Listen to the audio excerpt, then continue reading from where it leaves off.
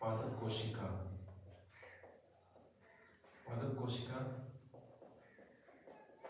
Plant cell. Plant cell की सबसे बारी जो सबसे मजबूत इसकी परत है, जो सबसे बारी जो इसका कवर है वो क्या होती है? कोशिका भित्ति होती है। ये सबसे बारी मजबूत जो इसको प्रोटेक्शन देती है, बारी घातों से इसको सुरक्षा प्रदान करती है, सेलुलोज से बनी होती है, इसको कहते हैं कोशिका, कोशिका भित्ति। ये क्या होती है? कोशिका भित्ति, सेल वॉल। इसका मुख्य कार्य यही है कि इस सेल को पूरी को शेप बनाए रखती है, उसकी शेप को बनाए रखती है, इसके आकार को बनाए रखती है, शेप को बनाए रखती है और इसको प्रोटेक्शन देती है, इसको प्रोटेक्शन देती है, इसको प्रोटेक्शन देती है, बाहरी घातों से सुरक्षा देती है। ये बार वाली सबसे बारी परत है, सबसे बारी परत है ये। और उसके अंदर जो रेड कलर में दिखाई दे रही है, जस्ट उसके अंदर वाली परत और सबसे अंदर वाली परत यही है। ये क्या है? कोशिका झिल्ली। ये क्या है? कोशिका झिल्ली, कोशिका झिल्ली, सेल मेम्ब्रेन। सेल मेम्ब्रेन इसका एक स्पेशल गुण है इसमें कि जो बाहरी सब्सटेंस है, कोई भी बाहरी सब्सटेंस इसके अंदर से ऐसे सीधा डायरेक्ट इसके साइटोप्लाज्म में नहीं आ सकता। इसमें चयनात्मक पारगम्यता का गुण होता है इस कोशिका झिल्ली में। कौन सा गुण है इसके अंदर? चयनात्मक पारगम्यता। चयनात्मक पारगम्यता मतलब सिलेक्टिविटी, परमिएबल होती है जी,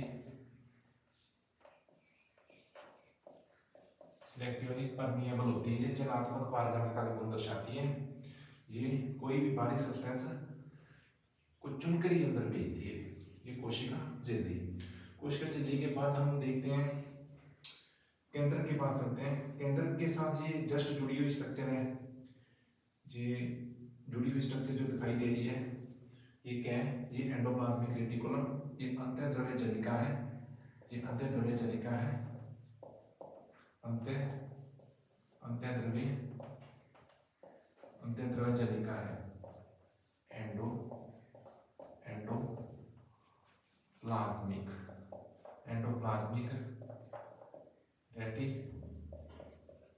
एंडोप्लाज्मिक रेटिकुलम। एंडोप्लाज्मिक रेटिकुलम में ये दो तरीके की होती है। एक के ऊपर तो ये बिंदुओं के समान जो रेड कलर में दिखाई दे रहे हैं, ये बिंदु डॉट पाए जाते हैं, ये राइबोसोम पाए जाते हैं, ये राइबोसोम है। जिनके ऊपर राइबोसोम पाए जाते हैं उनको कहते हैं रफ एंडोप्लाज्मिक रेटिकुलम, खुरदरी अंतःद्रव्य चलिका। और ये इधर इस एक दो तरीके की होती है, दूसरी के ऊपर राइबोसोम नहीं पाए जा रहे हैं, वो बिल्कुल स्मूथ दिखाई दे रही है, जो स्मूथ एंडोप्लाज्मिक या चिकनी अंतःद्रव्य चलिका कहते हैं। तो इसके बारे में क्या लिखेंगे? एक शॉर्ट लिख लेते हैं। ये दो प्रकार की होती हैं, एक तो होती है रफ एंडोप्लाज्मिक रेटिकुलम होती है, रेटिकुलम, और दूसरी होती है स्मूथ एंडोप्लाज्मिक रेटिकुलम होती है। ठीक है। रफ जो खुरदरी अंतःद्रव्य चलिका है उसके ऊपर राइबोसोम पाए जाते हैं। क्या होते हैं? उनके ऊपर राइबोसोम्स पाए जाते हैं। तो राइबोसोम ये क्या करती है? प्रोटीन का संश्लेषण करती है, प्रोटीन के संश्लेषण में ये योगदान देती है। स्मूथ एंडोप्लाज्मिक रेटिकुलम लिपिड, ये क्या करती है? लिपिड के संश्लेषण में योगदान देती है, ये लिपिड का संश्लेषण करती है। अब ये सिंगल मेम्ब्रेन है, मतलब ये एकल झिल्ली ऑर्गेनली है, इसके ऊपर एकल झिल्ली पाई जाती है अंतःद्रव्य चलिका के ऊपर। अब उसके बाद में देखते हैं, ये जस्ट हम इसी से जुड़ा हुआ है, देखते हैं। ये है गोल्जी ऑपरेटस। ये क्या है? रेड कलर में दिखाई दे रहा है, मैं रेड कलर से लिख देता हूँ। ये रेड कलर वाली स्ट्रक्चर क्या है? रेड कलर वाली स्ट्रक्चर है गोल्जी काय।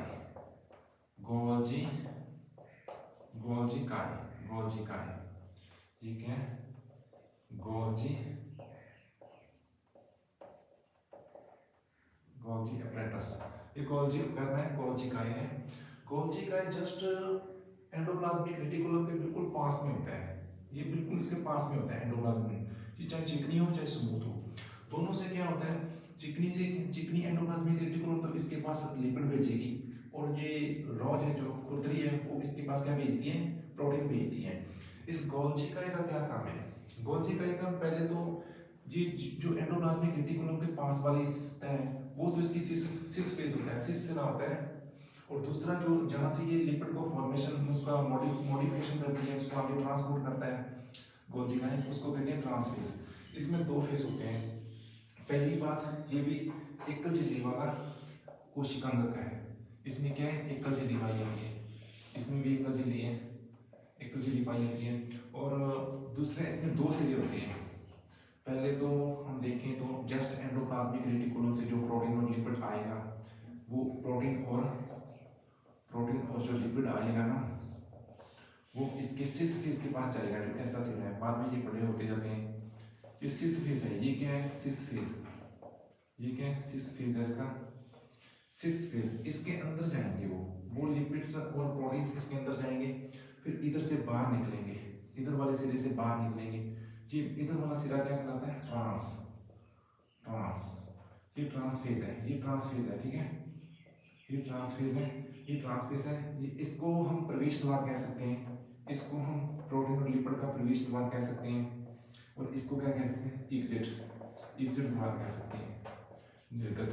यहाँ से बाहर निकलेंगे, यहाँ से गोल्जी काय के अंदर प्रोटीन लिपिड गया और यहाँ से बाहर निकला, तो इसके अंदर 4 स्टेप होते हैं, वो भी बता ही देता हूँ मैं कौन कौन से 4 स्टेप होते हैं।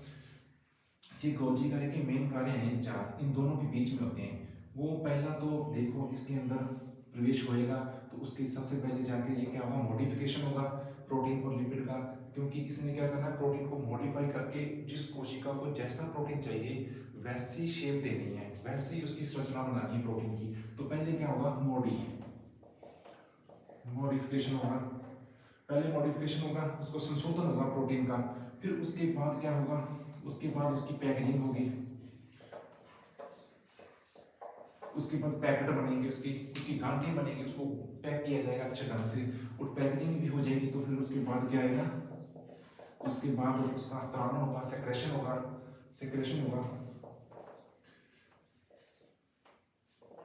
उसके बाद उसका सेक्रेशन होगा, स्त्रावण होगा। इसको मैं लिख ही देता हूँ, मॉडिफिकेशन मतलब इसका प्रोटीन का संशोधन होगा, उसकी स्ट्रक्चर चेंज होगी, उसी जिस सेल को जैसा प्रोटीन चाहिए वैसा उसको मॉडिफाई किया जाएगा। पैकेजिंग होगी उसकी, पैकेजिंग के बाद उसका सेक्रेशन होगा, मतलब स्त्रावण होगा, स्त्रावण हो गया। और चौथा कार्य जो इसका, वो क्या करना है, ट्रांसफेज में आगे इसको ट्रांसपोर्ट कर देना है, इसका क्या कर देना है, ट्रांसपोर्ट कर देना है इसका। ट्रांसपोर्ट मतलब इसका परिवहन कर देना, आगे इसका परिवहन कर देना है।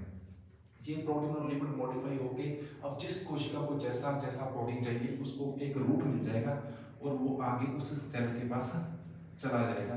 जिस सेल को अलग अलग रूट निकलते हैं, यहाँ से अलग अलग सेल के पास अलग अलग स्ट्रक्चर बना के उसके प्रोटीन को ग्रंथों के रूप में आगे प्रोटीन और लिपिड आगे भेजे जाते हैं। ये सब कुछ एक डाक घर की समान प्रक्रिया चल रही है, जैसे डाक घर में काम होता है, इसलिए जैसे उसका पैकेजिंग की, उसका आगे उसको भेजना, परिवहन करना, ये इन्हीं सब कार्यों के कारण गोल्जी काय को सेल का क्या कहते हैं, इसको सेल का पोस्ट ऑफिस कहते हैं, इसको क्या कहते हैं, पोस्ट ऑफिस कहते हैं, इसको सेल का पोस्ट ऑफिस कहते हैं। ये तो हो गए, ठीक है, गोल्जी काय के बाद हम एक स्ट्रक्चर देख लेते हैं। ये डबल मेम्ब्रेन बाउंड स्ट्रक्चर आ रही है, ये कौन सी है, इसमें माइटोकॉन्ड्रिया है, ये माइटोकॉन्ड्रिया है। पहले हम माइटोकॉन्ड्रिया के बारे में देखते हैं।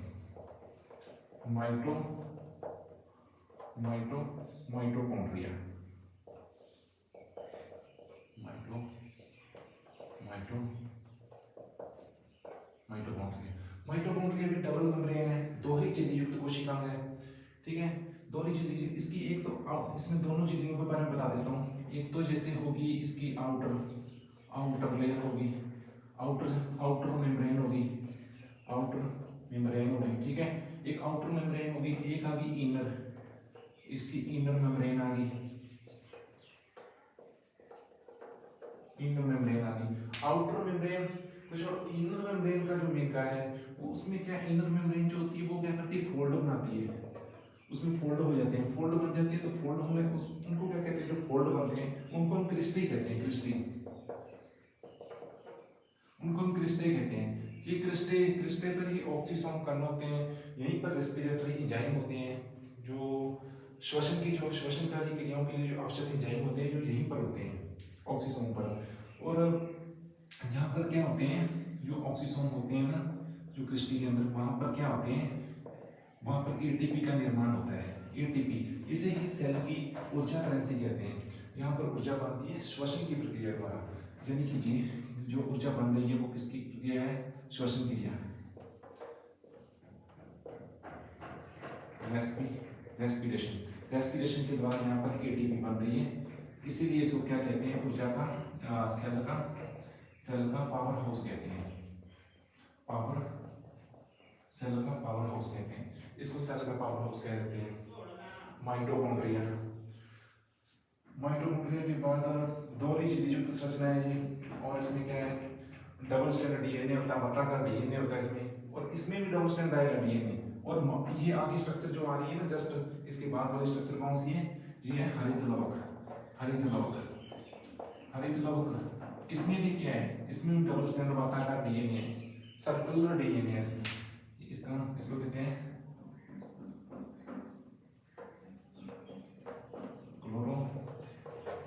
क्लोरोप्लास्ट। ये भी द्विचुली युक्त संरचना है, दोहरी डबल मेम्ब्रेन बाउंड ऑर्गेनेली है, दोहरी झिल्ली युक्त है ये भी, इसमें भी दो लेयर आ गई, लेकिन जो इसकी आउटर लेयर है और इनर लेयर है, इनर लेयर के जो अंदर है, अंदर वाली जो संरचना है ना पूरी, उसे क्या कहते हैं, स्ट्रोमा, उसमें स्ट्रोमल फ्लूइड पाया जाता है। जो अंदर वाली जो इनर है, जो इनर जो मेम्ब्रेन है, जो इनर मेम्ब्रेन है, उसे उसके इनर मेम्ब्रेन के जो अंदर वाला पूरा भाग है उसे क्या कहते हैं, स्ट्रोमा कहते हैं, उसे क्या कहते हैं, स्ट्रोमा कहते हैं। और इसी स्ट्रोमा में क्या होता है, डार्क रिएक्शन होती है, फोटोसिंथेसिस,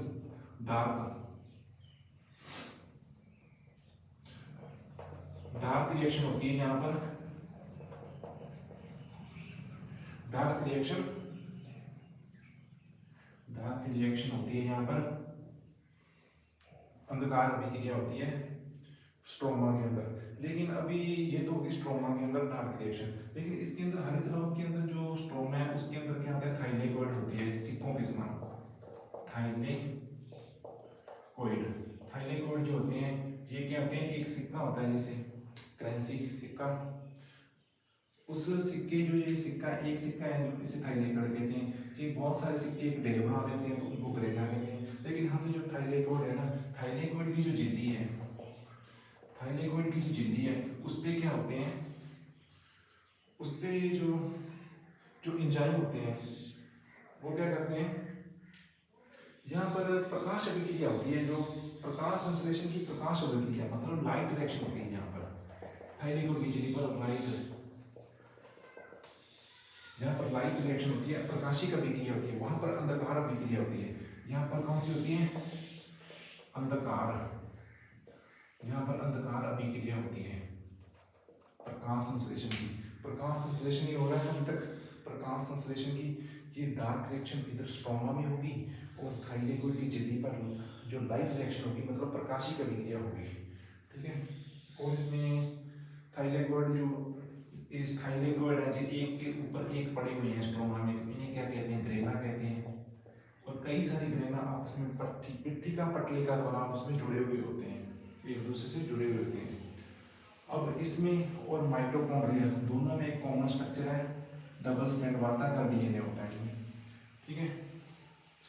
अब ये दोनों डबल मेम्ब्रेन बाउंड ऑर्गेनेली है माइटोकॉन्ड्रिया। ये गाजिकाई की में मतलब एक झिल्ली वाला था, ये एक झिल्ली सिंगल मेम्ब्रेन था, और अंतःद्रव्य चलिका भी एक झिल्ली युक्त कोशिकांग है, ठीक है। अब आगे बढ़ते हैं, राइबोसोम रहेगा इसके अंदर, राइबोसोम को इधर लिख लेते हैं फिर। राइबोसोम ये जो ऐसे तो जरूरी नहीं है कि अंतःद्रव्य चलिका के ऊपर ही हो, ये जो साइटोप्लाज्म है इसके अंदर भी होते हैं, मुक्त रूप से भी होते हैं ये राइबोसोम, लेकिन हम ये दर्शा रहे हैं राइबोसोम क्या है, राइबोसोम।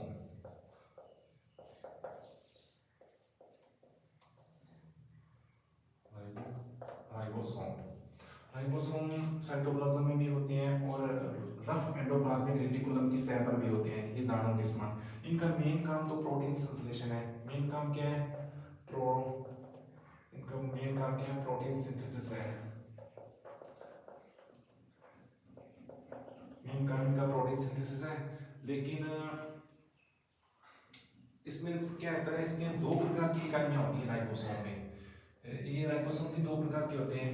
एक जैसे 70S होता है, एक होता है 80S राइबोसोम। 70S और 80S राइबोसोम।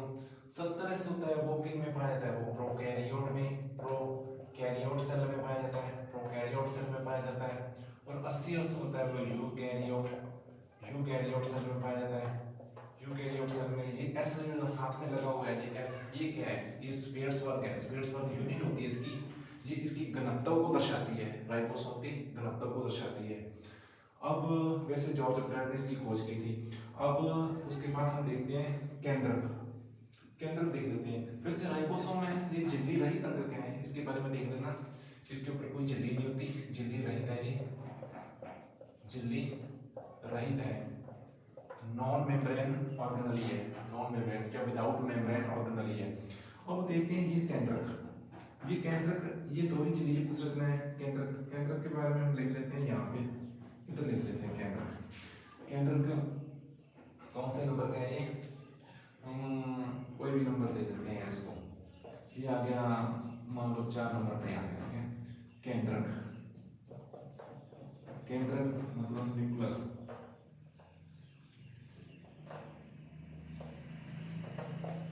न्यूक्लियस आ गया, न्यूक्लियस। केंद्रक के बारे में देखेंगे। एक तो इसमें दोहरी झिल्ली युक्त संरचना है, इसमें भी ये भी डबल मेम्ब्रेन है,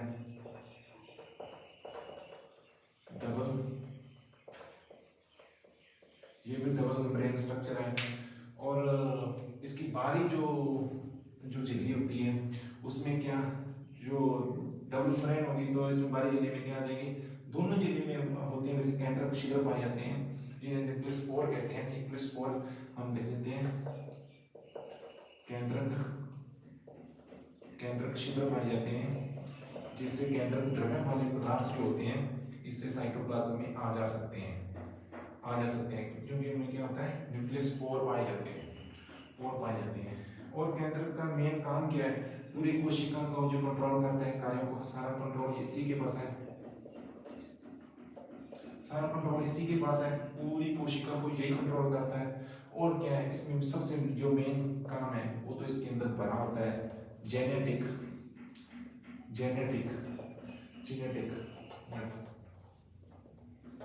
मटेरियल भरा होता है, जैसे डीएनए, आरएनए वगैरह जो भी है इसके अंदर भरा होता है केंद्रक। ये पूरी कोशिका के कार्यों को कंट्रोल करता है। डबल लेयर स्ट्रक्चर है, दो ही झिल्ली होती है इसके ऊपर भी, जैसे हरितलक में थी, माइटोकॉन्ड्रिया में थी, ठीक है, इसमें भी दो ही झिल्ली आ गई। अब केंद्रक के अंदर भी सघन द्रव्य मिला है, देखो ये रहा सघन द्रव्य, ये सघन द्रव्य जो केंद्रक के अंदर, इसको क्या कहते हैं, केंद्रक द्रव्य के अंदर मुक्त रूप से पड़ा हुआ है। ये भी क्रोमैटिन पदार्थ ही है, इसमें राइबोसोमल आरएनए बनता है। इसका नाम है केंद्रिक, इसका नाम क्या है, केंद्रिक, इसे केंद्रिक कहते हैं, केंद्रिक मतलब न्यूक्लियोलस कहते हैं इसे न्यूक्लियोलस कहते हैं, केंद्रिक कहते हैं। ये झिल्ली रहित है, इसके ऊपर राइबोसोम के ऊपर भी झिल्ली नहीं थी, तो इसके ऊपर भी झिल्ली नहीं है, झिल्ली रहित ऑर्गन है, ये भी झिल्ली रहित है, विदाउट मेम्ब्रेन ऑर्गेनली है। और इसमें क्या होता है, मुख्य रूप से राइबोसोमल आरएनए का निर्माण होता है। इसमें मुख्य रूप से राइबोसोमल आरएनए का निर्माण होता है, फॉर्मेशन होता है। अब राइबोसोमल आरएनए का निर्माण हो गया। अब राइबोसोमल आरएनए का ये निर्माण में ये भाग ले रही है केंद्रिक, जिसे न्यूक्लियोलस कहते हैं, तो ये अपने आप ही प्रोटीन संश्लेषण से जुड़ी हुई है, क्योंकि प्रोटीन संश्लेषण ये राइबोसोमल आरएनए के कारण होएगा। अब कौन सी स्ट्रक्चर रहेगी इसमें, हाँ ये सबसे बड़ी स्ट्रक्चर जो है वाक्योल रिक्तिका। अब रिक्तिका के बारे में बताता। ये रिक्तिका रिक्तिका रिक्तिका को हम क्या कह सकते हैं, वाक्योल।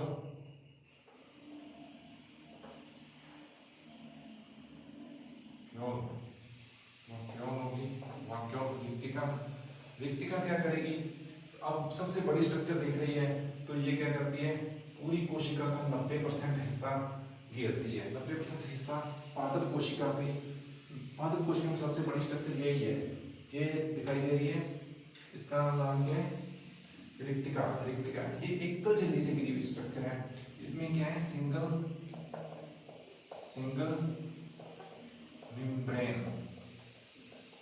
मेम्ब्रेन बाउंड ऑर्गेनली है जो भी है। अब ये सिंगल मेम्ब्रेन जो है, इसका नाम है एनसीईआरटी ने दिया हुआ है, उसको कहते हैं टोनोप्लास्ट।